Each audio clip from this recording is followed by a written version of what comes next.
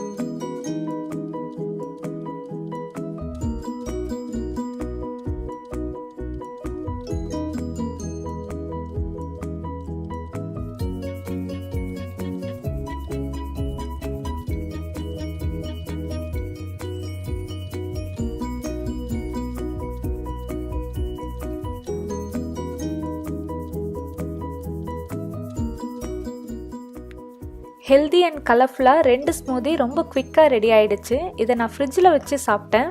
ரொம்ப ரெஃப்ரெஷிங்காகவும் ரிலாக்ஸாகவும் இருந்தது இதை குடிச்சு முடிச்சதுக்கப்புறம்.